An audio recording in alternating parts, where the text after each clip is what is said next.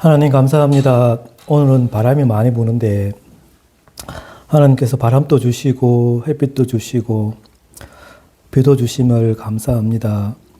하나님 아버지 늘 하나님 안에서 우리가 은혜 안에서 풍성히 살기를 원합니다.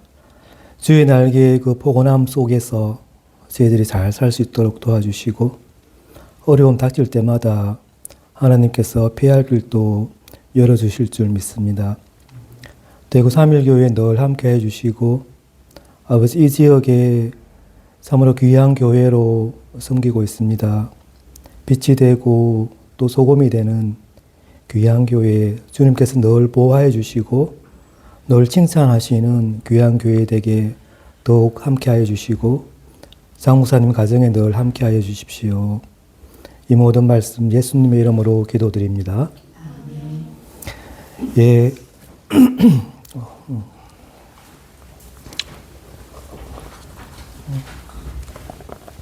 자, 오늘은 예수님의 비유 두 번째 강의입니다. 예수님은 그 성경을 우리가 공간복음을 읽어보면 예수님께서 비유로 말씀을 많이 하시거든요. 그 제가 이제 비유 강의를 하는데 이렇게 제가 계획을 해보니까 한 26개 정도 이렇게 있던데 어떤 신학자는 40개의 비유도 보고 해서 이 성경의 비유가 몇 개인지 정확하게는 알 수가 없을 정도로 그래요. 그래서 한 구절이 비유일 수도 있고 또 그래서 비유가 몇 개인지 신학자들도 정확하게 잘 모를 정도예요. 그런데 예수님은 비유로 말씀을 많이 하셨거든요. 왜 예수님께서 비유로 말씀하셨을까? 이렇게 우리가 생각해 볼 수 있는데 그 예수님의 비유는 깊이가 있는 말씀이에요. 그리고 그 말씀이 오묘해요. 거기에는 교훈이 담겨져 있거든요. 영적인 교훈이 담겨져 있어요. 그런데 간결해요. 그리고 아주 독창적이에요. 인간이 어떤 그 소설가나 문학 하는 사람들이 생각할 수 없을 정도로 독창적인 그런 그림 언어가 예수님의 비유죠. 그런데 예수님의 그 비유로 가르치실 때 일상적인 비유들을 많이 하세요. 그래서 아주 평범한 일들을 가지고 이제 비유로 설명을 하시는데 평범한 일이나 아주 평범한 물건을 가지고 또 어떨 때는 그냥 스쳐 지나가듯이 언급하실 때도 있어요. 그 예수님 비유 가운데 되게 짧은 것은 한 구절도 되지 않을 그런 구절들도 있죠. 그래서 그 다음 주에 강의할 그 누룩 비유 같이 그런 거예요. 천국은 마치 여자가 가루서말 속에 갖다 넣어 전부 부풀게 하는 누룩과 같다. 이렇게 한 구절로 짧게 비유하실 때도 있거든요. 그러니까 가루서말, 그러니까 세상 전체를 이야기하죠. 그러면서 이 누룩은 복음을 뜻합니다. 복음을 상징해죠. 그래서 이 누룩이 매우 작은데 그 누룩이 있는 그 밀가루 전체가 이렇게 결국은 부풀어 오른다는 거예요. 마치 천국은 그렇다는 거예요. 처음에는 아주 보잘것없는 작은 것에서 시작을 해서 세상 속으로 들어가서 세상 속에 영향력을 미치고 그래서 변화를 일으키는 점진적으로 확장하는 그런 것이 하나님의 나라다. 이렇게 말씀하시는 거죠. 예수님은 이야기의 대가였어요. 이야기를 참 잘하시는 분이죠. 그래서 어떤 그 복잡한 교리를 예수님은 간단한 비유로 설명을 하시는 거예요. 근데 그 비유가 아주 새로우면서도 깊이가 있는, 통찰력이 있는 그러한 비유였다는 거예요. 명쾌했어요, 그 비유가. 그런데 예수님은 이 비유를 그냥 단순한 이야기가 아니고 들을 기 있는 자는 들어라 라고 말씀하시거든요. 그래서 이게 비유를 통해서 진리를 보여주고 그리고 아주 간단하게 명료하게 하는 그런 효력이 있는데도 불구하고 그리스도를 반대하는, 거부하는 자들, 그리고 그 예수님의 그 의도를 이해하려고 하지 않는 자들에게는 그 진리를 감추어요. 그래서 예수님께서 비유로 가르치신 이유가 됩니다. 예수님의 비유에 대해서는 불신앙을 가지고 있는 사람, 예수님에 대해서 무관심한 사람들에게는 이 비유가 하나님의 심판이었어요. 이 비유는 하나님이 불신앙을 심판하기 위해서 사용하신 수단이었죠. 그런데 또한 이 비유에는 하나님의 긍휼을 나타내는 수단이 되기도 합니다. 그 은혜의 측면이 있다는 거예요. 그래서 이 사람들이 그 교리를 좋아하지 않는 사람들이 있다는 거예요. 그러한 사람들에게 이 비유를 통해서 관심을 자극하게 하는 거예요. 주의를 일깨우는 효과가 있다는 거예요.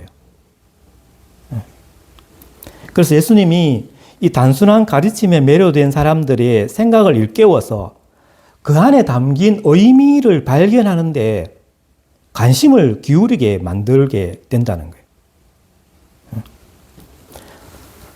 그러니까 처음에 이 하나님의 그 진리의 말씀을 들었을 때 무관심했던, 또 심하게는 거절했던 그러한 태도를 취했던 사람들이 나중에는 이 비유를 통해서 그 비유를 믿음으로 받아들이게 될 때에 그 비유가 어떤 하나님의 진리를 기억 속에 간직하게 하는 그런 효과가 이 비유가 있다는 거예요.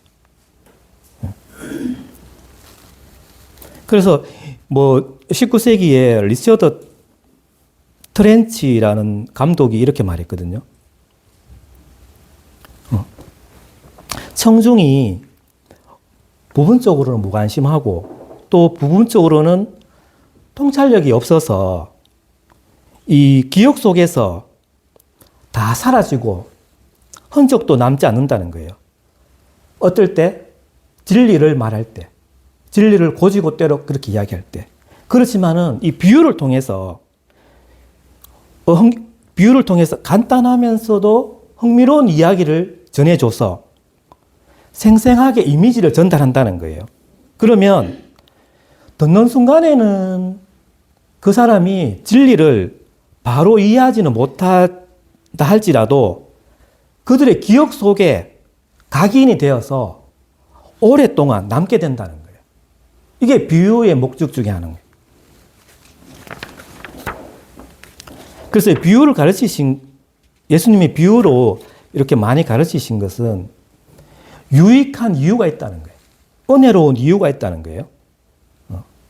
그래서 비유의 의미가 이제 예수님께서 설명을 이렇게 하셔서 밝혀질 때에는 거기에는 중요한 진리가 생생하게 드러난다는 거예요. 그래서 이 예수님께서 이 제자들과 또 그 비유를 그 뜻을 설명해 달라고 하는 사람들에게는 설명을 하시는 거예요. 그런데 그 비유를 듣고 그 마음이 완악한 사람들이 있단 말이에요. 그 비유를 듣기를 거부하는 사람들이 있다는 거예요. 그런 사람들에게는 그 비유가 수수께끼와 같다는 거예요. 의미 없는 수수께끼. 의미 없는 수수께끼와 다름없는 그러한 상태가 된다. 그래서 이 비유는 마음이 둔감한 자들에게 예수님의 가르침을 더욱더 깨닫게 하는 그런 효과가 있다는 거예요. 그래서 이 예수님의 비유는 이중성이 있어요. 그러니까 나는 스스로 의롭다라고 생각하는 그러한 사람들이 있었다는 거예요. 그 시대에 바리새인과 같이. 그래서 예수님의 가르침을 받아들이기에는 나는 너무나 훌륭하다라고 생각하는 그러한 사람들에게는 이 비유가 감추어진다는 거예요. 그런데 어린아이와 같은 믿음으로 열심히 그 가르침을 받아들인 사람이 있다는 거예요. 의에 목마른 사람이 있다는 거예요. 그들에게는 진리를 보여주신다는 거예요. 이게 비유예요. 그래서 예수님께서 이렇게 이야기하시죠. 천지의 주제이신 아버지여, 이것을 지혜롭고 슬기로운 자들에게는 숨기시고 어린아이들에게는 나타내심을 감사합니다. 옳소이다. 이렇게 된 것이 아버지의 뜻입니다. 이렇게 예수님께서 말씀하시잖아요. 자, 그럼 오늘 본문을 보겠습니다. 오늘 본문은 마태복음 13장 24절에서 30절까지. 네. 마태복음 13장 24절에서 30절까지 우리 교독하겠습니다.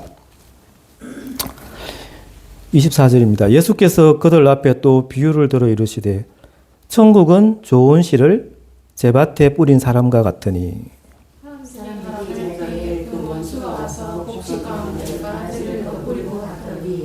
삭이 나고 결실할 때에 가라지도 보이거늘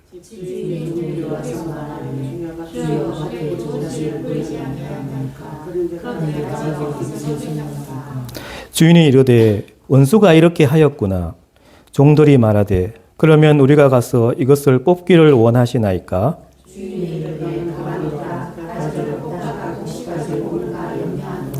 같이 봅니다. 둘 다 추수 때까지 함께 자라게 두라. 추수 때에 내가 추수꾼들에게 말하기를 가라지는 먼저 거두어 불사르게 단으로 묶고 곡식은 모아 내 곡간에 넣으라 하리라. 아멘. 자, 오늘 본문의 비유는 흔히 이제 알곡과 가라지의 비유라고 이제 보통 말합니다. 이게 이제 천국 비유 중에 하나입니다. 우리가 천국을 이렇게 말할 때, 천국이라고 말하는데, 하나님의 나라죠. 천국은 어디에 있습니까?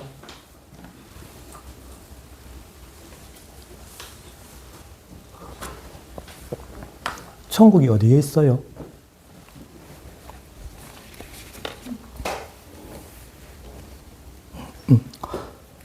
천국은 어디에 있어요?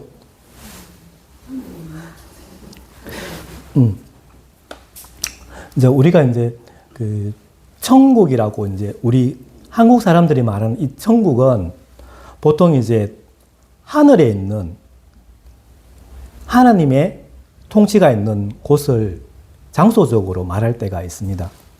근데 이제 보통 성경에서 말하는 천국은 현재적인 경우가 더 많아요. 현재적인 경우. 그러니까 천국은 현재적이면서 미래적인 거죠. 현재도 천국이고 미래에도 천국입니다. 그런데 천국은 이제 한자로 이제 하늘 천자 해서 나라 국자를 쓸 거 아니에요. 근데 이제 천국은 우리가 이제 번역을 하니까 이 성경을 번역을 하니까 천국 이렇게 이야기합니다. 근데 그렇게 번역해서 하는데 이 번역을 하면 자꾸 이제 하늘에 있는 저 세상을 자꾸 이제 이해하도록 우리의 생각이 지워져 있어요. 근데 성경에서의 천국 개념은 이 미래적인 의미도 분명히 있지만은 많은 경우에 현재적이라는 거예요. 그러니까 천국은 하늘이라고 하는 그 장소적인 의미도 있지만 현재 의미가 있는데 현재 하나님께서 통치하시는 곳이라는 의미가 더 커요. 자, 그래서 천국보다는 하나님의 나라라고 말하는 것이 더 의미에 충실한 겁니다. 왜냐하면 이 유대인들은 성경에서 하나님의 그 거룩한 이름을 부르는 것이 좀 황송하게 생각을 했어요. 그래서 하나님이라는 단어 대신에 뭐를 썼다? 하늘을 썼어요. 하늘로 대체해서 사용했습니다. 그래서 이 천국은 우리가 말하는 그 하늘나라보다는 하나님의 나라라고 이해하는 것이 더 성경적입니다.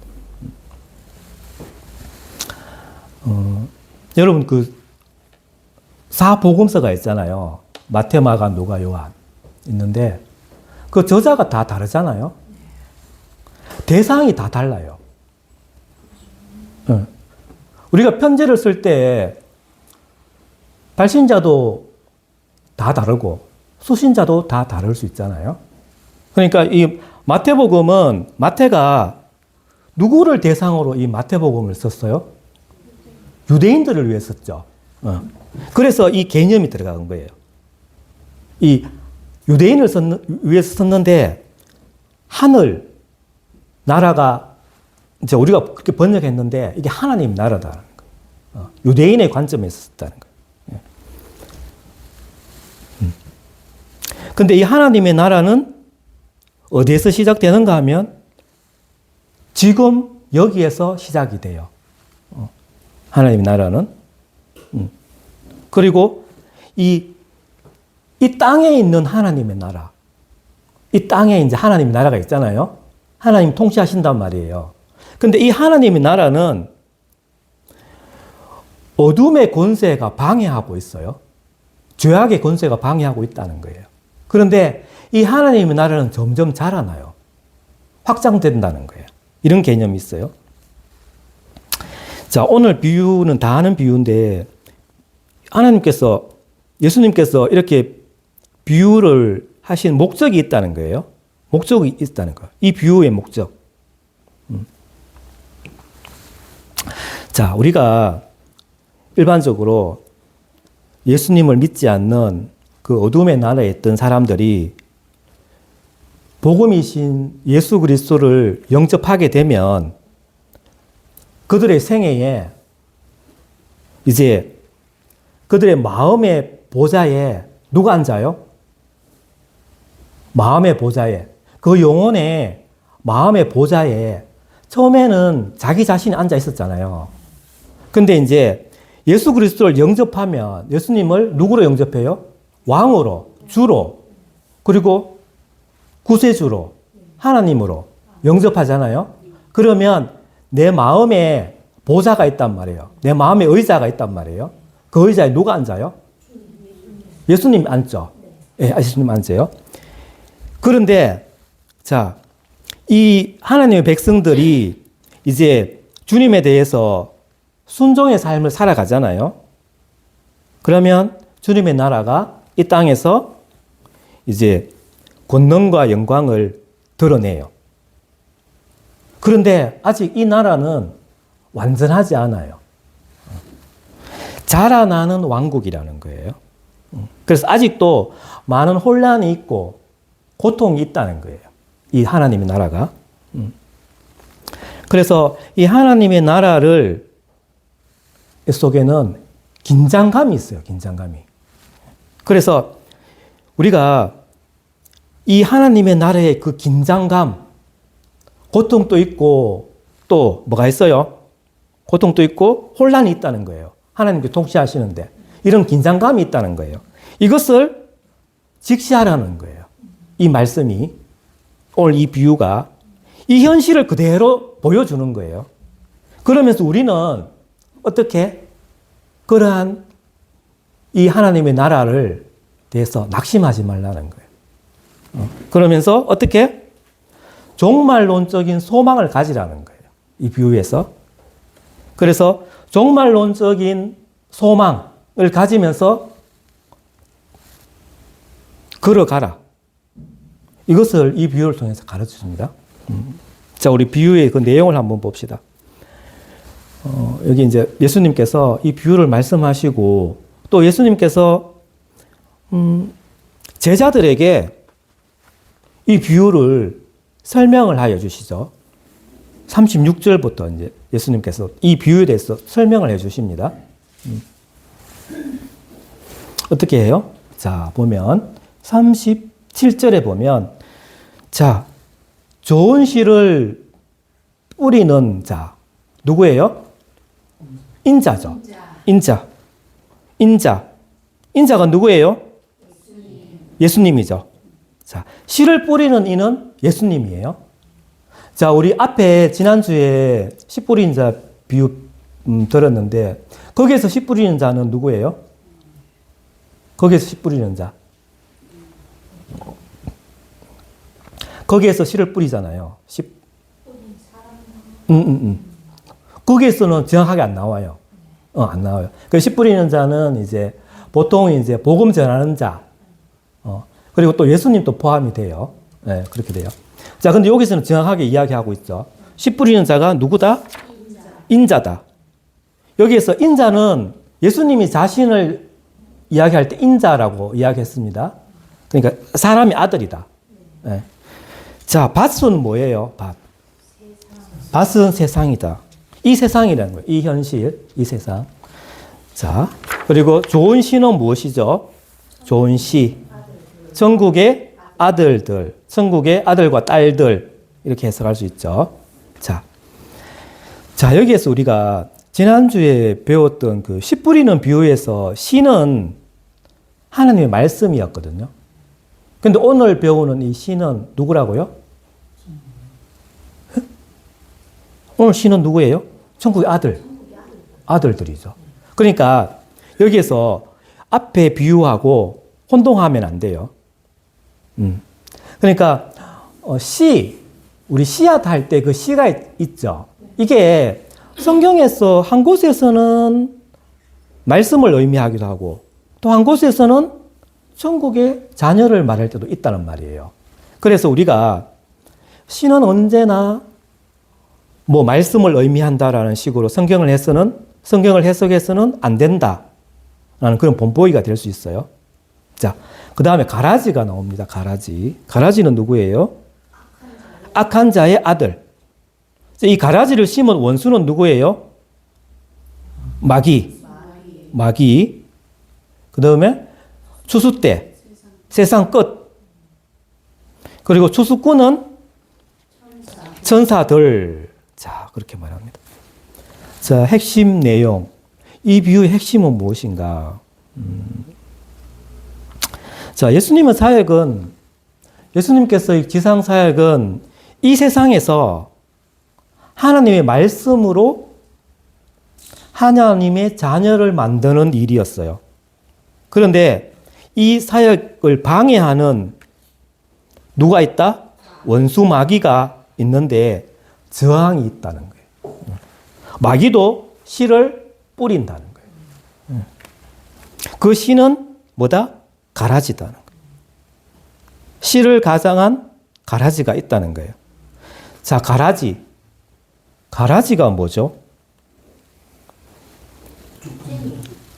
쭉정이? 쭉정이에요? 피, 잡초. 네, 그렇죠. 자, 우리가 이제 그 시대를 한번 생각해 보면 우리는 쌀농사를 짓지만 거기에서는 밀농사를 지을 거 아니에요. 밀농사를 지으면 그 밀밭에 밀만 있는 게 아니고 뭐가 있다? 가라지가 있다. 가라지가 있다는 거예요. 그 가라지는 독보리를 말해요. 독보리. 독초예요. 그래서 이 가라지는 처음에 자랄 때는 밀하고 비슷하게 자라요. 그런데 조금 자라면 웃자라면서 색깔이 조금 달라져요. 조금 구별이 가능해요. 근데 이 가라지는 열매가 있을까요? 독보리인데 열매가 있어요. 근데 그거 먹으면 안 돼요. 그거 먹으면 뭐 설사하고 구토하고 이런 못 먹는 거예요. 자, 마귀는 하나님의 일을 모방하는 거예요. 창조는 못 해요. 마귀는 처음부터 하나님이 하시는 일을 시기하는 자예요. 시기는 마귀의 자녀들에게 나타나는 못된 열매가 시기예요. 자, 빌라도에게 예수님을 넘겨준 사람들이 누구예요? 네, 대제사장들이에요. 대제사장들이 예수님을 빌라도에 왜 넘겨줬어요? 맞아요. 시기했어요. 그게 성경에 나오죠. 마태복음 27장 18절에. 시기 때문에 대제사장들이 빌라도에게 예수님을 넘겨준 거예요. 신성모독이라는 죄를 뒤집어 쓰였어. 그렇죠? 자, 여러분 이단이 있잖아요. 이단이 있는데 이게 뜻이 있잖아요. 이단. 끝이 다르다. 그러니까 이 마귀가 하는 일은 처음에는 하나님의 일과 비슷하게 해요. 그런데 끝이 다릅니다. 바울이 마귀를 어떻게 이야기했냐면 광명의 천사로 가장했다라고 말했어요. 그리고 예수님은 마귀를 어떻게 이야기했냐면 양의 옷을 입고 나오는 일이다. 이게 마귀라는 거예요. 이렇게 말했습니다. 그래서 이 마귀는 예수님의 일을 시기하고, 그래서 예수님이 씨를 뿌리면 자기도 씨 같은 것을 뿌린다는 거예요. 근데 그 씨가 가라지라는 거예요. 그래서 큰 밭에 알곡도 있고 가라지도 있고 같이 자란다는 거예요. 긴장감이 있겠죠. 자, 이것이 지상에 존재하는 하나님 나라의 긴장입니다. 자, 이 세상에 알곡과 가라지가 있잖아요. 이 세상 안에 교회가 또 부분적으로 있어요. 그렇기 때문에 당연히 교회 안에 알곡과 가라지가 있다라고 해석할 수가 있어요. 교회는 뭐예요, 교회는 구원받은 하나님의 백성들의 공동체. 이게 교회잖아요. 그런데 이 교회 안에 역설적이게 마귀의 백성들이 있다. 공존한다라는 거예요. 이게 이제 비유의 내용입니다. 그러니까 이게 교회 현실이라는 거예요. 우리가 직면해야 할 실상. 그래서 교회가 순례길을 가고 있는 중에 그 안에는 신실한 자들도 있고 위선적인 자들이 섞여 있을 것이다 라고 말씀하는 거예요. 그래서 우리는 하나님의 자녀들은 어떻게 해야 된다? 무장해야 되는 거예요. 어떻게? 인내로 무장해야 돼요. 그 가라지로부터 받는 괴로움, 그 장애물이 있다고 할지라도 우리의 신앙이 순수해야 되는 거예요. 성경같이 순수한 신앙을 가져야 되는 거예요. 그리고 신앙이 굳센 신앙이 있어야 돼요. 강철통같이 막 이렇게 굳센, 순수하면서도 굳센 그런 신앙을 가지고 있어야 돼요. 그러면 조금 더 자세하게 설명해서 왜 알곡과 가라지가 같이 있을까요? 왜 공존할까요? 그 제자들이 말했잖아요. 그 가라지를 바로 버리자 이렇게 말하잖아요. 그 열망이 있었다는 거예요, 제자들이. 근데 주님은 가라지를 뽑으려고 해서는 안 된다라고 말씀하시죠. 우리가 어떤 그 의로움을 가지고 좋은 열망을 가지고 있는데도 그것이 옳지 않은, 바람직하지 않은 열망일 수가 있다는 거예요. 왜 그렇죠? 왜 알곡과 가라지가 공존할까요? 첫 번째는 알곡이 다칠 수 있기 때문입니다. 알곡이 다칠 수 있다는 거예요. 그걸 뽑으면. 자, 교회 안에 알곡과 가라지가 있는데 우리의 분별력으로 구별할 수가, 정확하게 구별할 수가 없다. 우리는 불완전하기 때문에, 그리고 한계가 있기 때문에 우리가 정확하게 분별할 수가 없다. 우리 믿음에는 분별력이 필요합니다. 분별력이 있어야 돼요. 무엇이 믿음인지 아닌지, 옳고 그른지 분별할 수가 있어야 돼요. 그런데 그 분별력에는 한계가 있다는 거예요. 그래서 정확하게 알 수가 없기 때문에 그것을 뽑다가 곡식이 다칠 수 있다는 거예요. 자, 두 번째. 심판은 누가 하신다? 주님이 하신다. 언제? 주님의 때에. 자, 우리는 추수꾼이 아니에요. 여기서 말하는 추수꾼, 세상 끝에 있는 추수꾼. 보통은 우리가 추수꾼 역할을 해요. 그죠? 하는데, 여기 비유에서의 추수꾼은 누구예요? 천사들이죠. 그러니까 우리는 추수꾼 역할을 하면 안 돼요.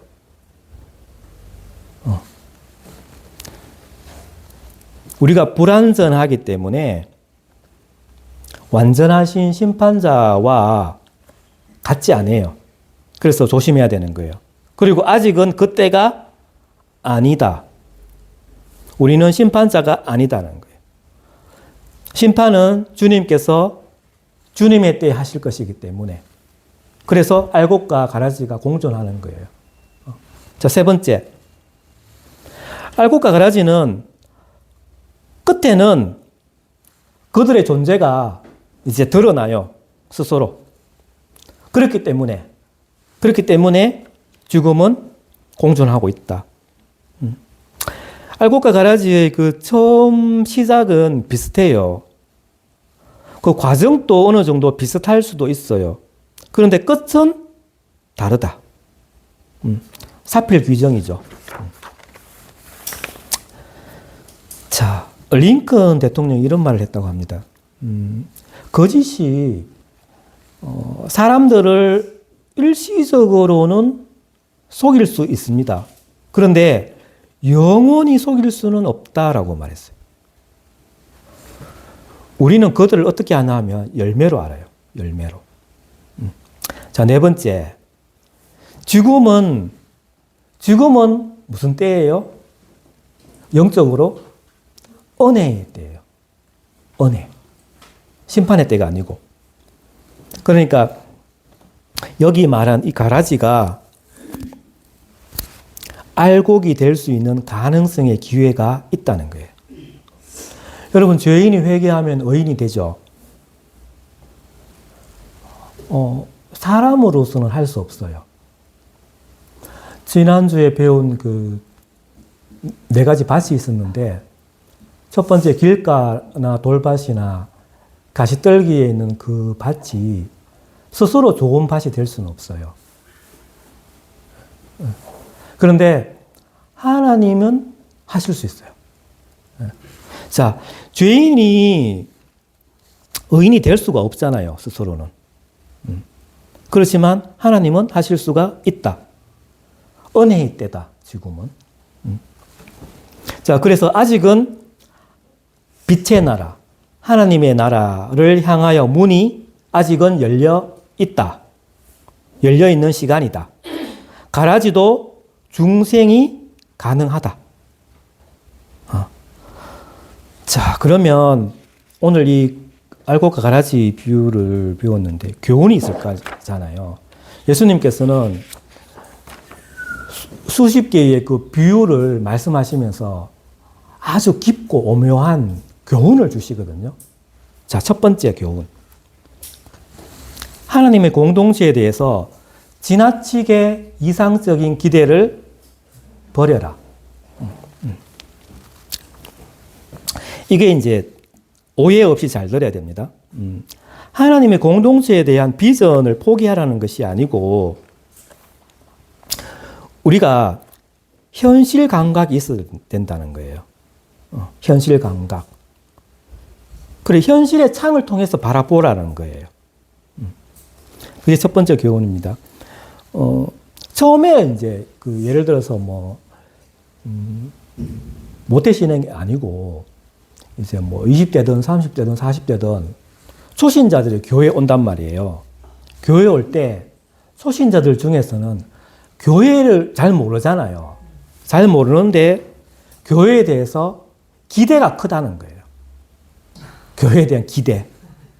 그 기대가 환상적으로 큰 기대를 갖고 교회 생활을 시작하는 경우들이 있다는 거예요. 그런데 교회에 왔는데 얼마 지나지 않아가지고 큰 실망을 안고 간다는 거예요. 그래서 교회를 떠나는 현실이 있다라는 거예요. 자, 이걸 어떻게 설명해야 되느냐. 물론 우리한테도 책임이 조금 있겠죠. 먼저 믿은 우리들이 정직한 그러한 책임감을 가질 수 있겠죠. 그런데 우리가 좀 더 그들에게 알곡과 가라지 같은 이러한 비유를 통해서 가라지가 있다. 원수 마귀가 뿌린 가라지가 있다. 알곡도 있고 가라지도 있다. 섞여 있다. 이것을 소신자들에게 납득시킬 어느 정도의 책임이 있다는 거예요. 그래서 너무 교회를 환상적으로 보지 말라는 거예요. 자, 교회는 세상에 선한 영향력을 주어야 할 위치에 있지만은 오히려 이 교회가 세상에 물들어서 세속화된 모습을 보여줄 때가 있다. 두 번째 교훈입니다. 두 번째 교훈은 우리의 책임은 뭔가? 우리의 책임은 가라지를 뽑는 것이 우리의 책임이 아니고 우리의 책임은 곡식을 심는 것이 우리의 책임이다라는 것을 인식해야 된다. 이게 두 번째 교훈입니다. 그러니까 저 사람은 알곡이 아니다라고 핏대를 올릴 필요가 없다는 거예요. 형제 자매를 정죄할 때 고발하게 되면 이미 우리는 심판관의 자리에 서 있는 거예요. 그래서 형제를 정죄하고 고발할 때 우리가 형제 자매의 자리에 있어야 되는 거예요. 심판관의 자리가 아니라. 이게 이제 오해를 하면 안 되는데, 우리 안에 만약에 불이나 부패가 있다면 그것을 눈 감아라는 것이 아니고 그 부패는 뿌리 뽑아야 되잖아요. 그런데 그 부패한 개인을 거절해서는 안 된다. 흔히 이렇게 말할 수 있어요. 죄는 미워하되 죄인은 사랑해야 한다. 이게 이제 여기에 적용될 수 있습니다. 그러니까 나쁜 것이 좋은 것을 몰아낼 때, 가짜가 진짜를 막 위협할 때, 가라지가 곡식을 덮어버릴 그러한 위기가 있을 때에 우리는 어떻게 해야 된다? 우리 공동체의 공동체 전체의 생명과 건강을 위해서 때로는 형제 자매에게 징계할 때도 필요하다는 거예요. 교회의 치리가 있어야 된다는 거예요. 비상적인 방법으로. 이게 이제 성경이 가르치고 있습니다. 근데 이때에도 징계가 필요하다고 해서 징계할 때도 그 징계가 배타적이면 안 되고 그 징계가 치료적이어야 됩니다. 형제를 치료할 수 있도록. 그리고 그 형제를 다시 구원받을 수 있는 자리로 갈 수 있도록 구속적으로. 교회에서 말하는 구속이 있어. 구속적으로 가야 된다는 거예요. 그래서 가라지가 곡식이 될 희망이 있다는 거예요. 중생의 희망이 있다는 거예요. 그래서 우리의 그 1차적인 책임은 생명의 복음을 전해서 더 많은 사람들이 거듭나고, 그래서 거듭난 더 많은 사람들을 통해서 우리의 그 공동체, 이 교회가 성장하도록, 자라나도록 해야 한다는 사실이죠. 자, 세 번째 교훈입니다. 세 번째 교훈은 우리 모두가 더욱 깨어 있어야 한다는 교훈입니다. 깨어 있어야 합니다. 이 가라지 비유를 통해서. 자, 원수마귀가 밭에 가라지를 뿌릴 때가 언젠가 하면 사람들이 잘 때 뿌렸다는 거예요. 사람들이 잘 때에. 악마는 어둠의 때에 더욱 활동하는 거예요. 우리의 영혼이 잠들어 있을 때에 사단의 유혹의 덫에 사로잡히게 될 수 있어요. 하나님의 사람이 영적으로 잠들어 있으면 안 그래도 어두운 이 세상이 더욱 어두워집니다. 자, 그리스도인들은 빛이잖아요. 빛을 발하지 못하면 세상이 더욱 어두워지겠죠. 마찬가지로 소금의 역할을 못하면 부패를 막을 힘이 상실되겠죠. 그래서 그 소돔과 고모라 같이 의인 10명이 없었던 그 도시의 비극을 통해서 우리에게 교훈하고 있잖아요. 우리는 깨어 있는가? 깨어 있는가? 이렇게 말합니다. 여러분, 아가서 읽어봤어요? 아가서. 아가서. 구약에 나오는 아가서. 이 아가서를 읽다 보면 거기 이제 누가 나와요? 거기 이제 누가 나와요? 아가서에 여인이 한 명 나오잖아요. 술람미 여인이 나오잖아요. 그 5장에 가면 술람미 여인이 깜빡 잠을 자요. 깜빡 잠을 자는 바람에 신랑이 왔는데 문을 못 열어줬어요. 깜빡 거리는. 그래서 신랑이 물러가봤어요. 그러고 나서 이제 깜빡하고 정신 차려가지고 신랑을 막 찾으러 나갔어요. 그런데 못 만나고 불러도 응답도 없고 이런 상황이 있었습니다. 자, 성도가 영적으로 잠을 잤다라는 것은 그 경건이 식은 거예요. 사랑이 식었다라고 할 수 있어요. 성도가 잠을 잤다는 것은 자기의 의무를 소홀히 했다는 거예요. 태만했다는 거예요. 태만. 자, 우리가 참 신자라 할지라도 항상 언제나 신앙생활이 생기가 있고 활력이 넘치는 것은 아니잖아요. 그죠? 근데 중요한 것은 뭔가 하면 이랬을 때에 어떻게 하나 하면 각성하는 것이 필요해요. 자신이 영적으로 잤다는 것을 각성한다. 각성이 필요해요. 그러면서 즉시 분발하는 것이 중요합니다. 여기에서는. 그래서 내 영이 자고 있을 때에 나를 스스로 꾸짖어야 되고, 나태 속에 있을 때에 나를 자꾸 이제 끊임없이 이렇게 세워야 돼요. 끊임없이 분발해야 돼요. 그래서 영적인 잠에 대해서 우리는 부단히 싸워야 돼요. 에베소서에서 말씀하시죠. 그러므로 이러시기를 잠자는 자여 깨어서 죽은 자들 가운데서 일어나라. 그리스도께서 너에게 비추이시리라 하셨느니라. 아멘. 자, 마지막 교훈입니다. 자, 우리는 자신의 상태를 분별하는 거, 여기에 민감해야 돼요. 여러분, 알곡입니까? 아니면 가라지이십니까? 알곡.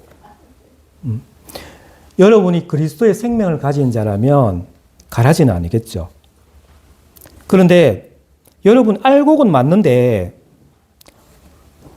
열매도 없고 성장도 멈춘 자가 아닌지 우리가 분별하는 민감성이 필요합니다.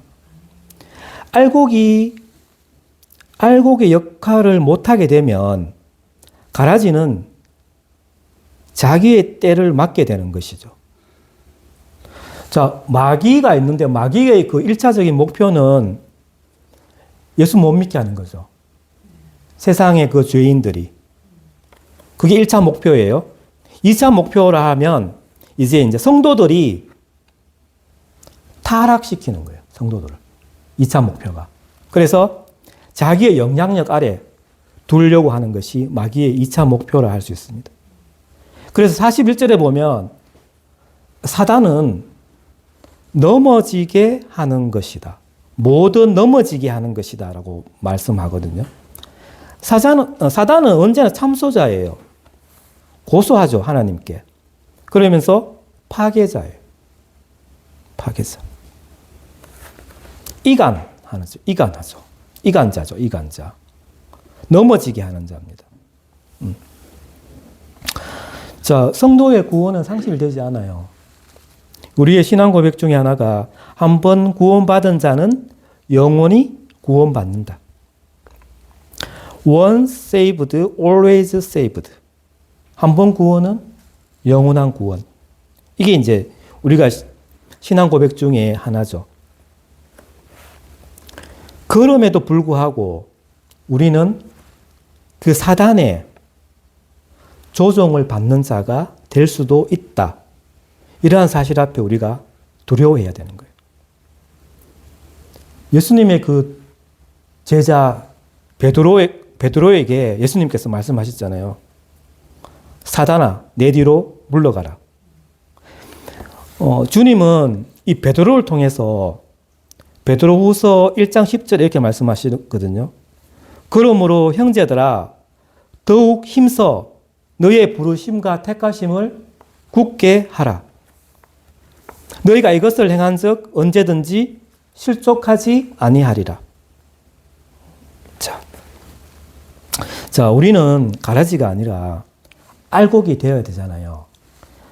이 알곡이 되어야 된다는 것은 무슨 뜻인가 하면 하나님 나라에 쓸모 있는 일꾼이 되어야 된다는 거예요. 자, 마지막 43절입니다. 그때의 의인들은 자기 아버지 나라에서 해와 같이 빛나리라. 귀 있는 자는 들으라. 아멘. 자, 마지막 9절은 하나님 약속이에요. 예수 그리스도를 믿는 모든 자에게 주시는 하나님의 약속.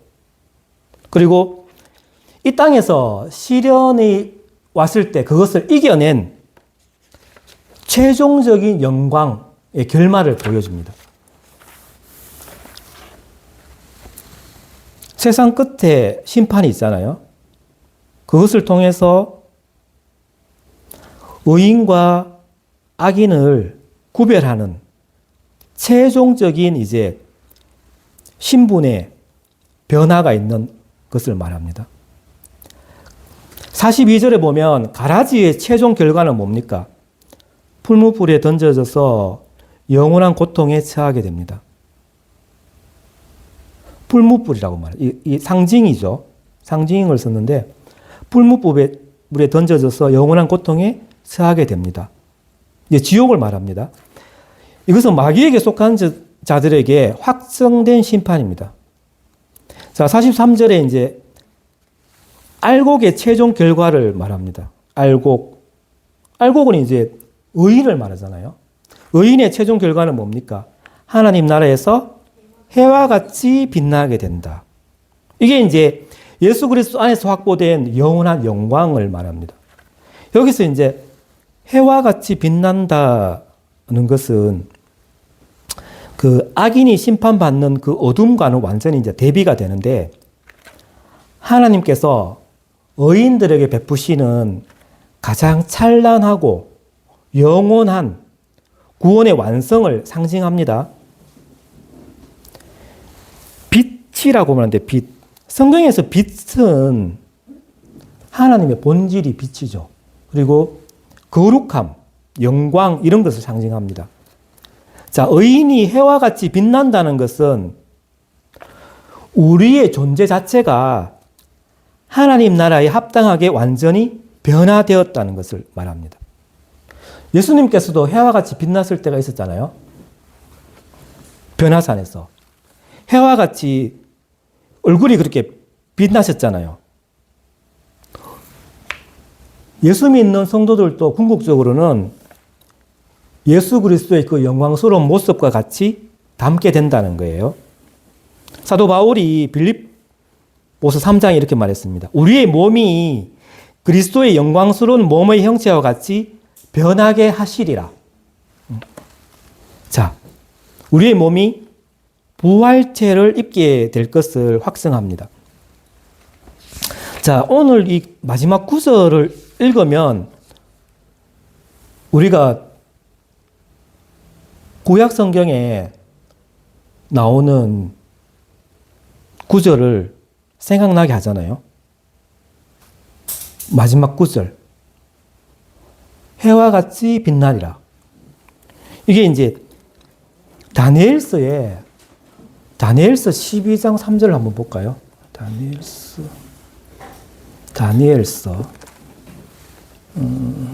12장 3절.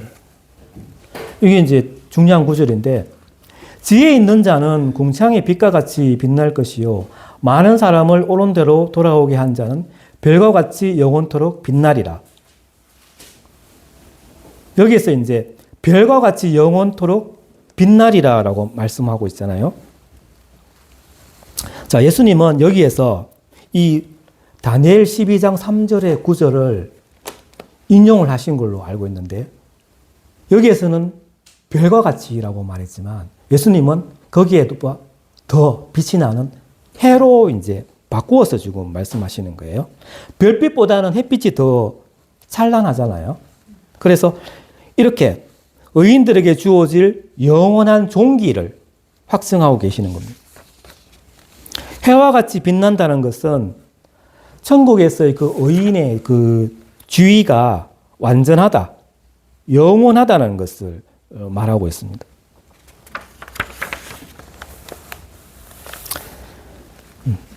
의인들은 이 땅에서 예수 그리스도의 의를 힘입어 또 살게 되고, 또 천국에서는 그 의가 영광으로 완전히 드러나게 됩니다. 자, 빛은 왕권을 상징해요. 왕권, 권능.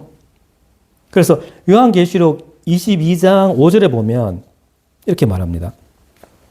의인들은 하나님 나라에서 등불도 햇빛의 도움도 필요 없을 정도로 빛나는 곳에서 하나님과 함께 영원히 통치하게 될 것이다 라고 말합니다.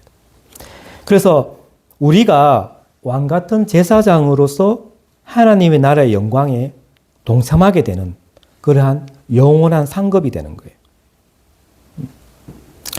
자, 이 약속은 우리가 이 세상이라는 이 밭에는 알곡도 있고 또 가라지도 있어가지고 섞여서 살지만은 우리가 좌절하지 말고 주님 오시는 날까지 인내하며 또 성숙해야 할 그러한 소망을 말합니다. 우리의 최종적인 결말은 가라지가 받는 그러한 심판이 아니고 영광입니다. 우리가 이 소망을 가지고 이 땅에서 온전히 알곡으로 서서 장차 하나님의 나라에서 해와 같이 빛나는 그 날을 바라보면서 힘있게 주의 일을 감당하시기를 기도합니다. 예, 기도하겠습니다. 하나님, 우리가 알곡과 가라지 비유를 통해서 주님께서 저희에게 주신 그 심오한 진리의 교훈을 배웠습니다. 우리가 생명의 복음을 전하여서 더 많은 사람들을 거듭나게 하는 일에 쓰임받고 또 거듭난 그러한 성숙한 사람들로 주님의 교회가 더 성장하기를 기도합니다. 우리가 영혼의 잠에서 깨어서 일어나서 빛을 비추기를 원합니다. 각성을 하고 분발할 수 있도록 역사하여 주십시오. 이 세상은 가라지가 있습니다. 그렇지만 우리가 온전히 알곡으로서 당당하게 서서 해같이 빛나는 하늘의 그 상급을 소명하면서 이 세상을 힘있게 인내하면서 주님의 일을 잘 감당할 수 있도록 은혜 주옵소서. 예수님의 이름으로 기도합니다. 아멘. 수고했습니다.